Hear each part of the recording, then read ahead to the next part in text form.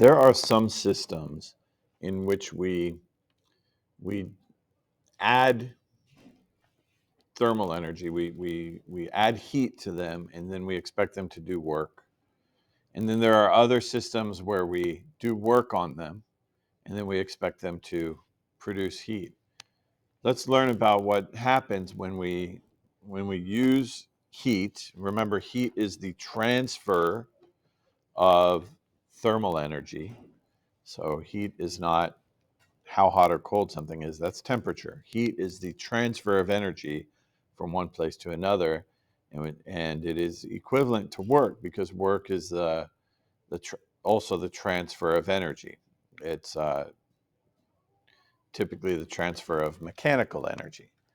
So we can use both are measured in joules, and both can be used to produce the other, or each can be used to produce the other. So when heat is added to a confined gas, its temperature increases. What that means, well, what that has to do with is a system like this, where we have this outer container is called a cylinder. It's clearly shaped like a cylinder. It's open on the top, and then inside the cylinder you have a piston. So you have a piston. A piston is just something that moves up and down. There is air above the piston, okay, because this is open, so you've got air particles that are able to move in and out above the piston, and then you have air in a confined space below the piston. If you add heat to that confined gas, it's going to increase in temperature. It's going to get hotter. What does an increase in temperature mean? Remember, temperature is the measure of the average kinetic energy of the particles in a substance. So when you increase the temperature, that means you have more kinetic energy of those particles. The particles are going to move faster. They move randomly throughout the container. They're going to move randomly at a greater speed, and they're also going to collide with the piston more frequently. If they're moving faster, they're going to hit the piston more often, and they're going to hit the piston with more energy. And so what they're going to do is they're going to push the piston up. So an increase in temperature results in an increase in volume. So the increase in temperature causes an increased volume.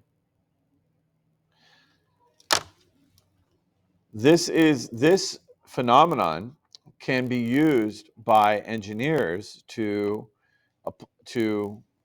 design systems that use pistons, like a pump or an engine. So a pump might have the piston move up and down and push fluid through it. A car engine works by this basic phenomenon. There are little explosions that increase the temperature and expand the gas under a piston or in a piston. They push the piston up, then the gas is released, and the piston is pushed back down, and then up, and then down. It happens very quickly, and that is the process by which the chemical energy of the fuel and air is converted into kinetic energy of the engine.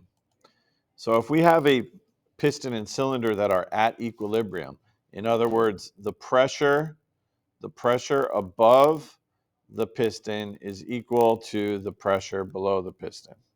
Okay, so the piston is staying still, or it might be like moving up and down a tiny little bit with a collision, so like not even a noticeable amount. But in fact, basically you have an equal amount of pressure pushing down and pushing up, equal forces pushing down and pushing up. So the pressure outside and inside this cylinder are balanced. If the gas inside the cylinder is heated, so if we add 5 joules of heat, okay, so if we add 5 joules of, uh, of thermal energy into that system, then how much work can we get out of it? Well, the piston is going to move up, and we can get no more than 5 joules of work out of the piston. So the reality is that we're not going to get quite 5 joules out, because some of that energy is going to be turned into non-mechanical energy. Not only are these particles that move randomly, not only are they bumping into the piston and pushing it up, but they're bumping into the sides of the cylinder, to the walls of the cylinder, and they're heating that up as well. If we could somehow get all of the particles moving in the same direction, then we would get a much more efficient engine, but that's just not how gases work. Gas particles move randomly, and by heating it up or cooling it down, all we can do is change the amount of kinetic energy that those gas particles have. They still move randomly, but they move randomly with more or less kinetic energy. Let's look at a system model. The dotted line represents a system, and the system can have boundaries that are real physical boundaries, or it could be conceptual.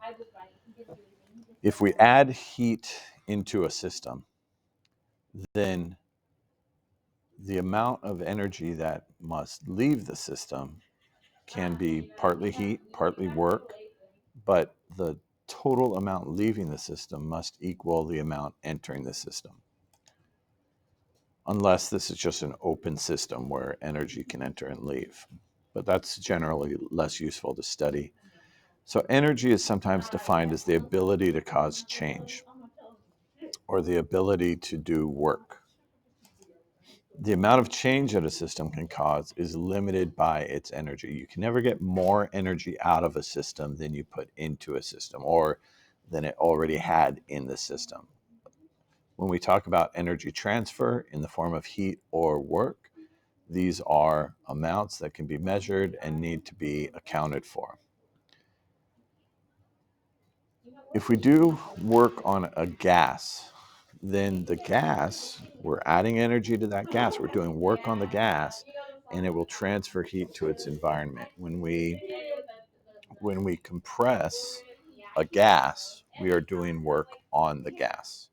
Okay, when you compress a gas, you're doing work on a gas. So here, if we push down on the piston, then we're exerting force. We're moving the piston over a distance or a displacement.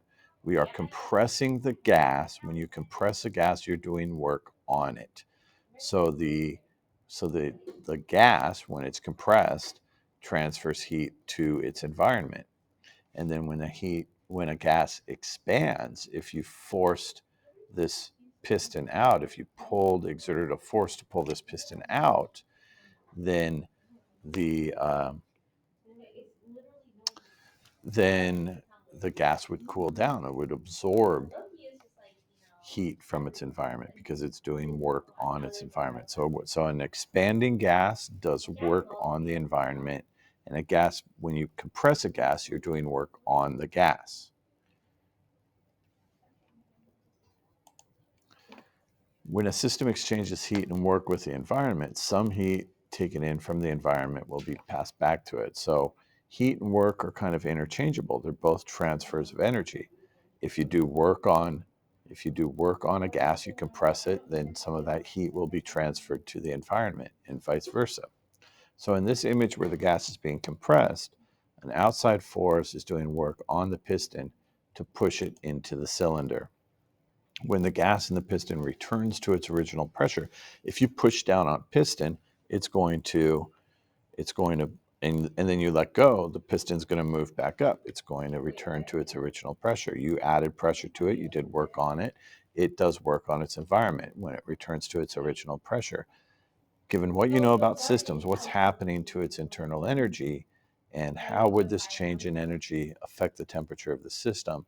I want you to think about this, and I want you to try to make a connection to the investigative phenomenon we looked at, where the